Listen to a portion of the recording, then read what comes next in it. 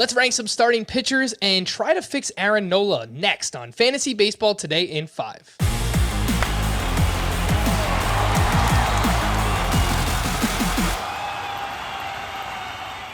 Welcome into FBT in 5. As always, make sure to follow and stream us on Spotify. Today is Wednesday, June 9th. I am Frank Sample, joined by Chris Towers, and we had 3 mid-tier starting pitchers go off on Tuesday. Framber Valdez at the Red Sox, 7 1/3 innings, 1 run, 8 strikeouts. Pablo Lopez versus the Rockies, 8 innings, 2 runs, 8 strikeouts. And Robbie Ray at the White Sox, 6 1/3, 1 earned, 13 strikeouts to 0 walks. Chris, what did you see from these trio of starting pitchers, and how would you rank them rest of season? Yeah, what I saw was a continuation of what they've mostly been doing all season. You know, in Robbie Ray's case, we've talked a lot about this on the main podcast, but he has basically adopted a strategy of throwing the ball in the middle of the strike zone, at least his fastball. And, you know, he seems to kind of just be aiming for the middle of the strike zone. And what the result of that is when he gets hit, he tends to get hit pretty hard because he's throwing in the strike zone a ton, but he's not giving up walks and he's got great stuff. He always has been. Hitters have always had trouble catching up to his fastball. Hitters have always had trouble with his slider. So you've got a situation where he's getting 30% strikeout rate like he always does. He's not walking anybody. He actually has a 5.9% strikeout rate, which is borderline elite.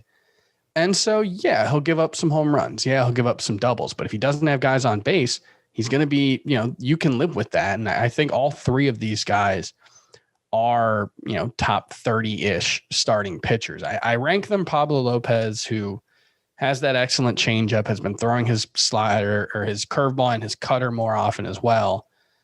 He's first among this 3, then Ray. Actually, no, sorry. I think I had Framber next and then Ray. But they're all very close. They're in the same tier.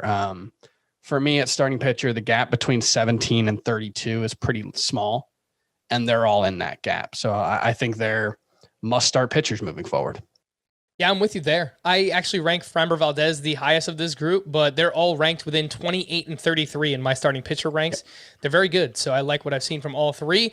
Someone who has not been very good recently is Aaron Nola, who allowed 4 earned runs on Tuesday against the Braves, 2 more home runs. The ERA is now up to 4.06 with a 1.19 whip.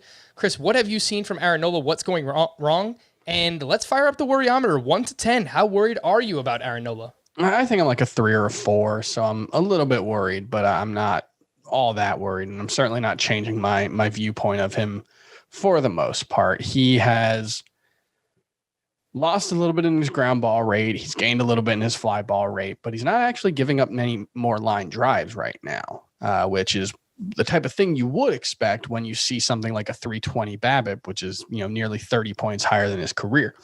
That seems to be largely driven by an increase in infield hits, which, okay, the Phillies don't have a great defense. Maybe that's part of it, but, you know, he's given up 10 infield hits so far. He gave up 4 last season. I think that's probably just a fluke, and that's probably played a part in his struggles so far. Other than that, everything seems to be pretty similar for the most part. His fastball hasn't been as good. His changeup hasn't been as good, but in small sample sizes, results on pitches can fluctuate enough where I'm not necessarily worried about that.